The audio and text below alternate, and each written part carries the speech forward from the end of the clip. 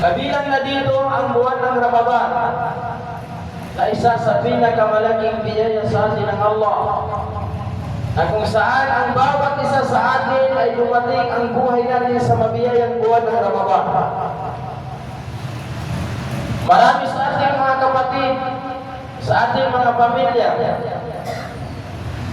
na gustuhin man nilang maabot ang buwan ng Ramadan, subalit sa kagustuhan ng Allah subhanahu wa ta'ala ay hindi na nila naabot itong buwan ng Ramadan. Ang bawat isa sa atin ay hindi nakakatiyak kung ang susunod na panibagong buwan ng Ramadan ay maabot pa natin. Tila ba napakabilis ng panahon? Parang kailan lang ang buwan ng Ramadan at nandito na naman tayo sa panibagong buwan ng Ramadan. Hindi ito nakakapagtaka dahil mismo si Propeta sallallahu alaihi wasallam, hindi pa man nangyari ang ganitong mga pangyayari, ay isa na ito sa mga propesya ni Propeta sallallahu alaihi wasallam na bibilis ang panahon. La taqum as-sa'ata hatta yatakarab az-zaman. Sa isang hadis na sinabi ni Propeta sallallahu alaihi wasallam, la taqum as-sa'ata hatta yatakarab az-zaman. Hindi ka magaganap ang paggunaw ng mundo hatta yatakarab az-zaman, maliban na tila ba maglalapit ang panahon o bibilis ang oras. Watakuna syanata kas-sahr, na tila ang pakiramdam natin ng isang taon ay kasing bilis lang ng isang buwan. Kung iisipin natin parang kailan lang ang Ramadan, ngayon ay Ramadan na ulit. Ito ay nakalagay na sa propesya ni Propeta sallallahu alaihi wasallam, watakuna syanata kas-sahr, na tila ba ang isang taon ay kasing bilis lang ng isang buwan. At ang isang buwan, sabi ni Propeta sallallahu alaihi wasallam, ay tila kasing bilis lang ng isang linggo. At ang isang linggo ay tila ba kasing bilis lang kal-yawm ng isang araw, watakuna al-yawma kas-sa'a, at ang isang araw ay tila ba kasing bilis lang ng isang oras, sabi ni Propeta sallallahu alaihi wasallam. Ito ay mga palatandaan na sinabi ni Propeta sallallahu alaihi wasallam, ang kabilang ito sa mga palatandaan na malapit na o nalalapit na ang katapusan ng mundo. Mga minamahal na kapatid sa mananampalatayang Islam, itong buwan ng Ramadan ay hindi mo ipinagutos sa atin ng Allah, na kung saan napapanood dito ang napakaraming benefits, napakaraming magagandang benepisaryo para sa ating mga Muslim.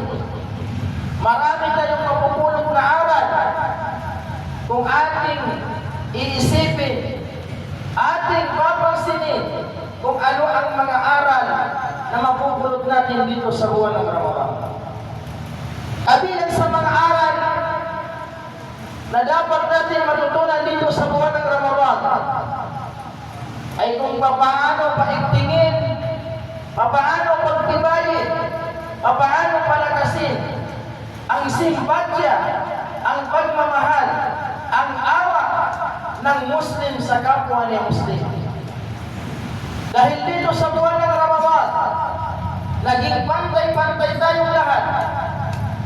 Sa kabila na tayo ay may pagkakaibang estado ng pamumuhay, sa buwan ng Ramadan, naging pantay-pantay tayo lahat. Kung paano mag-ayuno ang mga taong may kaya sa buhay, kung paano mag-ayuno ang mga taong may katungkulan, yun din ang ayuno ng taong mahihirap.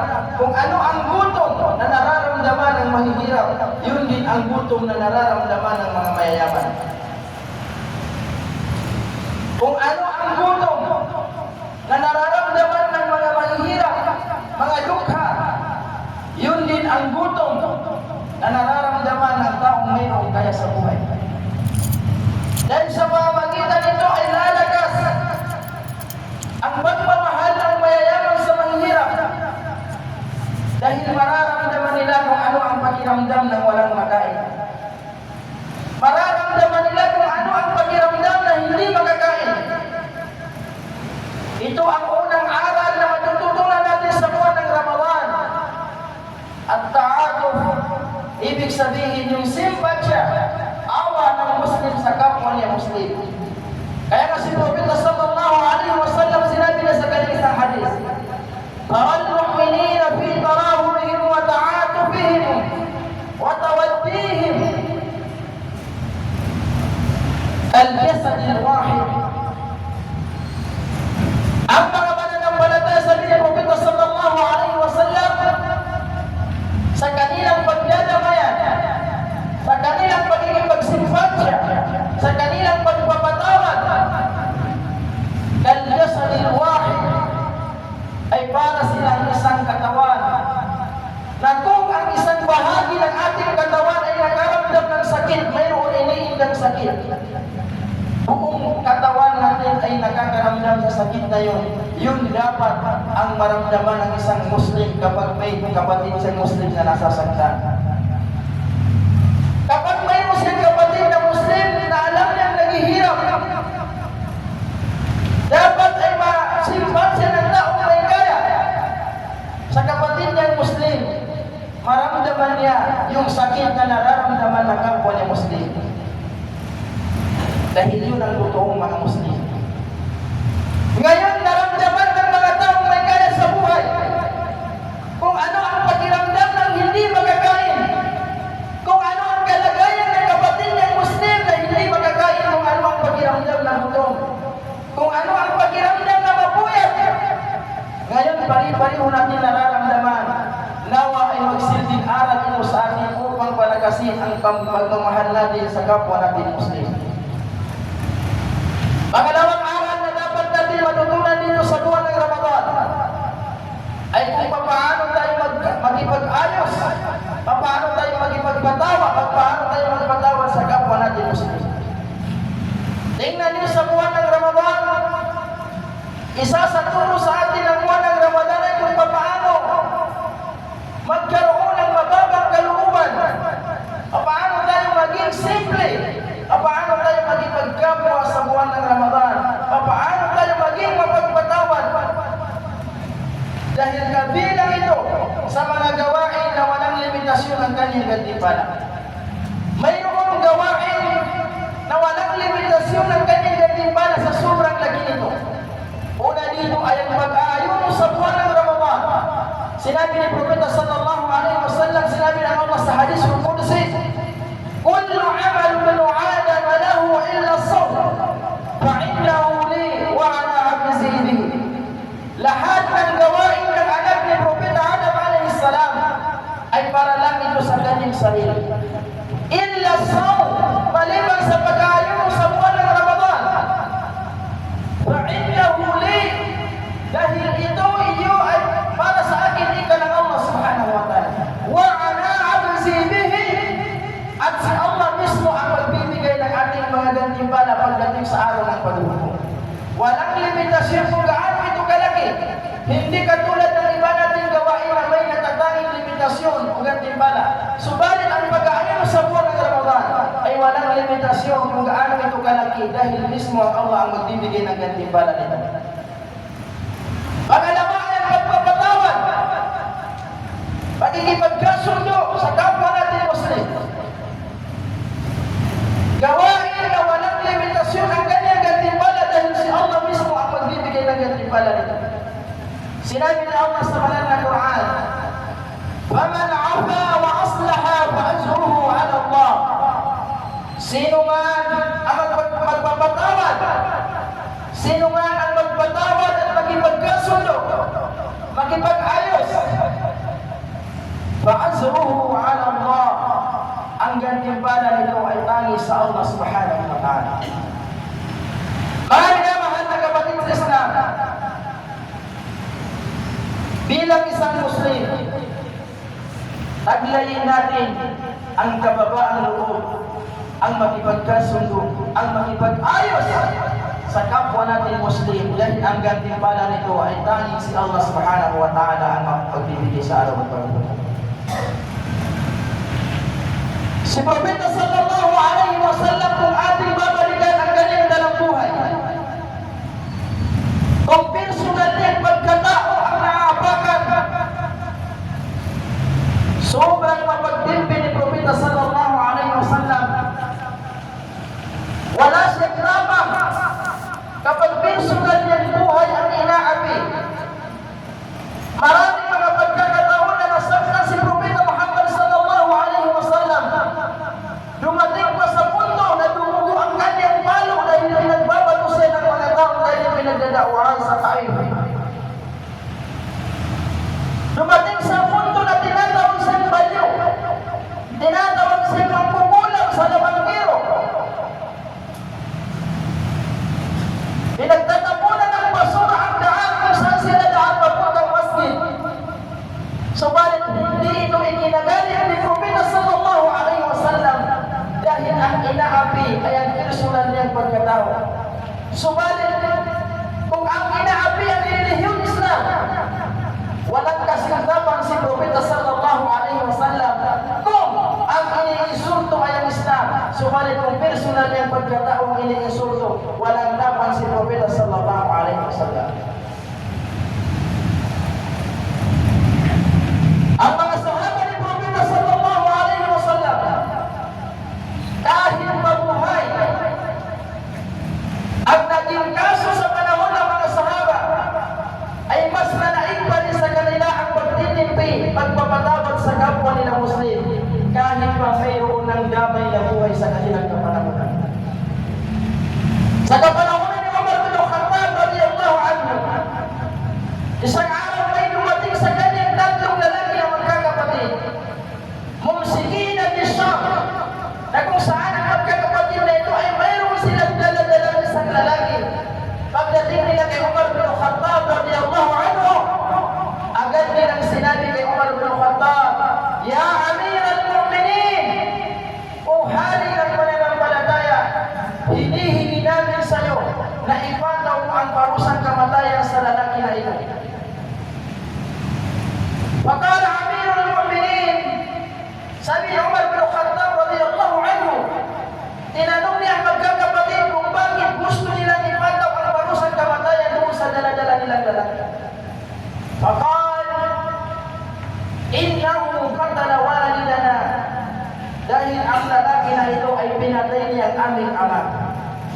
Dahil ang lalaki na ito ay napatay niya ang aming ama. Nang tanungin ni Umar bin Khattab yung lalaki kung bakit pinatay niya ang kanilang ama, sinabi nito na ako ay isang pastol, tagapangalaga ng hayop, kambing, kamilyo. Isang araw sabi niya, inni ra'iul ibil, ako ay tagapangalaga ng kamilyo. Isang araw yung kamilyo ko aksidenteng nakawala at pumunta doon sa lupain ng kanilang ama. Kinain yung mga halaman ng kanilang ama. Ang ginawa ng kanilang ama, kumuha silang bato, pinumpok niya yung ulo ng aming kamilyo, sanhin ng kanyang kamatayan. Nang makita ko ito, sabi niya, kumuha rin ako ng bato at pinumpok ko rin yung ulo ng kanilang ama. Yun ang dahilan kung bakit ko napatay ang kanilang ama. Wakala Umar bin Khattab, ilang sa uwi malagalahan. Kung gano'n, sabi ni Umar bin Khattab, ipapataw sa iyo ang parusang kamatayan dahil nakapatay ka na wala sa tamang lugar. Sabi ng lalaki na ito, Ya Amir al-Mu'minin, amhidni salatata ayyam. O hari ng mananampalataya, bigyan mo ako ng 3 araw na palugit dahil dayo lang ako sa lugar na ito. Uuwi muna ako sa aming lugar para ihabilin ng maliit kong kapatid dahil kami ay mga batang ulila na. Ihahabilin ko lang ang yaman ng aming mga magulang para sa ganon kahit mamatay na ako, mayroon akong naiwan sa aking kapatid. Nag-alanganin si Umar bin Khattab dahil maaaring hindi siya bumalik. Alam niya na papatayin siya kapag bumalik sa iba bago sa kanya parusang kamatayan. Sabi ni Umar bin Khattab, sino ang maaaring bumaranto sa iyo na babalik ka sa loob ng 3 araw? Dahil layo lang siya sa lugar, wala siyang maituro. Nung wala siyang maituro, itinuro niya ang isang sahaba, sabi niya, Ya Amir al-Mu'minin, hadha rajul. Yang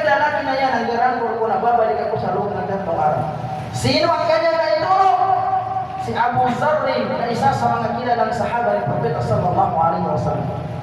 Sabi ni Umar bin Khattab, Abu Zarr, gagarantuhan mo ba ang lalaki na ito na babalik siya sa loob ng 3 araw? Sabi ni Abu Zarr, na'am ya Amir al-Mu'minin, opo, hari ng mananampalataya. Pagkatapos sabi ni Umar bin Khattab, alam mo ba ang mangyayari sa iyo kung sakaling hindi babalik ang lalaki ito? Sa iyo ipapataw ang parusang kamatayan dahil ikaw ang gumarantong sa kanila. Sabi ni Abu Zarr, na'am ya Amir al-Mu'minin, oo ya Amir al-Mu'minin, gagarantihan ko siya. Umuwi ang lalaki na ito sa madaling salita. Lumipas ng 1 araw, 2 araw, 3 araw, wala pa rin ang lalaki na ito.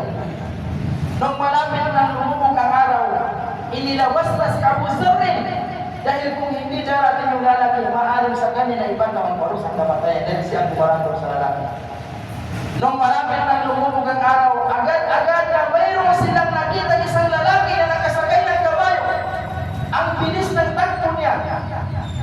Yun yung lalaki na papatawan ng parusang kamatayan. Pagdating niya, pumunta siya kay Umar bin Khattab, ya Amir al-Mu'minin, nandito na ako ngayon. Nagawa ko na yung dapat kong gawin. Ngayon sabi niya, malaya ka nang iparusa sa akin ang parusang nararapat o ang parusang kamatayan. Pa'ajab Umar bin Khattab radiyallahu anhu, namangha, nagtaka si Umar bin Khattab.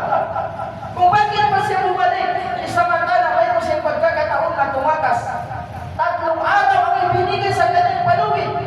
Kung tumakas siya, mahirap na siyang hanapin, malayo na ang mararating niya sa loob ng 3 araw. Nagtaka si Umar bin Khattab kung bakit pinilit niyang bumalik na alam na mali ang ipaparusa sa kanyang parusang kamatayan.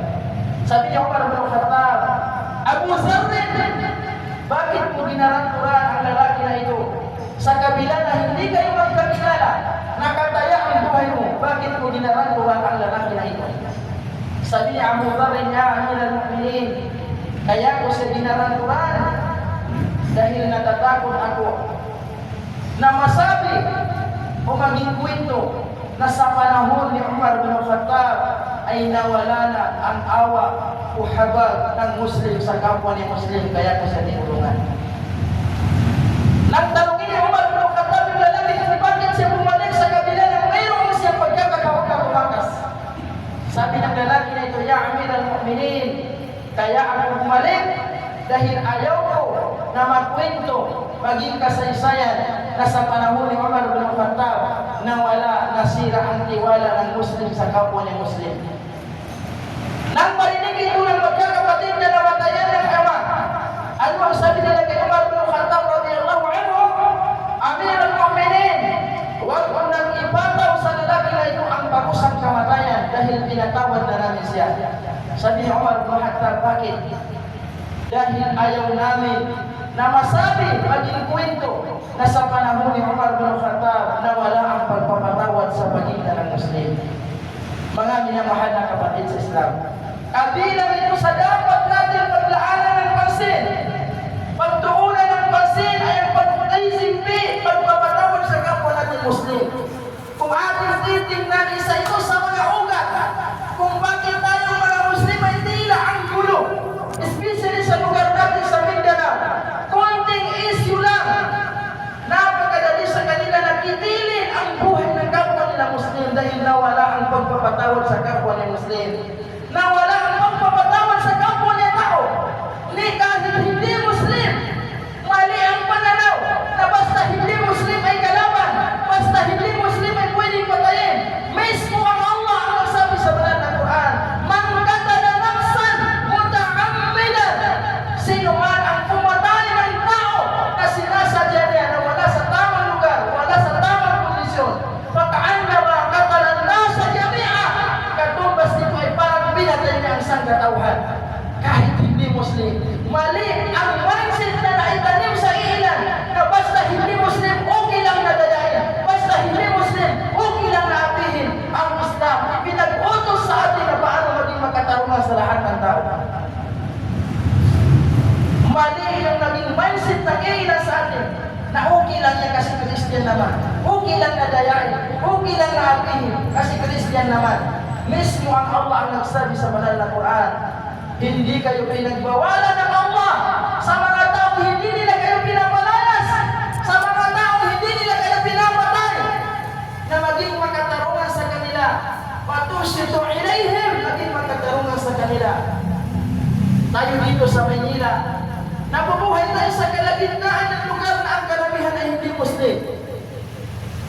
Ang pinakamalakas na da'wa natin dito yung ugali natin. Paano natin may papakita ang ganda ng Islam kung mismo sa ugali ng mga Muslim ang nakikita ay pangit na ugali. Ang pinakamalakas na da'wa natin dito, kahit hindi ka magsalita, kung makita ng mga hindi Muslim na maayos ang mga Muslim, mismo sila ang papasok sa Islam. Kung titingnan mo ang Propeta sallallahu alaihi wasallam, kaya maraming nag-Islam, kaya marami siyang naagay sa Islam, dahil nakita ng mga non-Muslim ang ugali ng Propeta sallallahu alaihi wasallam. Hindi dahil sa kanyang salita. Subalit ang katotohanan, mga kapatid Islam, ito ang masakit. Paano natin may papakita ang ganda ng Islam, ang beauty ng Islam, kung puro patayan ang balita sa lugar natin, mga Muslim? Paano mo sasabihin na ang Islam ay kapayapaan kung gulo ang nakikita sa lugar ng mga Muslim? Paano mo aagayin ang mga non-Muslim kung puro patayan, puro gulo ang nababalita sa lugar natin, mga Muslim? Tapos tayo dito sigaw tayo ng sigaw, ang Islam ay kapayapaan, nanggaling sa salam, pero ang lugar natin puro patayan. Dahil nawala ang pagpapatawad, pagtitimpi sa pagitan natin, mga Muslim. Isa ito sa turo sa atin ng buwan ng Ramadan. Paano pairanin ang pagpapatawad, pagtitimpi? Dahil sa pamagitan nito, lalakas ang ugnayan natin bilang mga Muslim at maaakay natin ang mga hindi Muslim. Makikita nila ang tunay na ganda ng Islam. Ang tunay na kahulugan ng Islam ay kapayapaan, pagsubok, pagtalima sa nag-isang Allah subhanahu wa ta'ala. Qulu qawli hadha wa nastaghfirullaha li wa lakum wa lisa'iril muslimina fastaghfiruhu innahu huwat tawwabur rahim.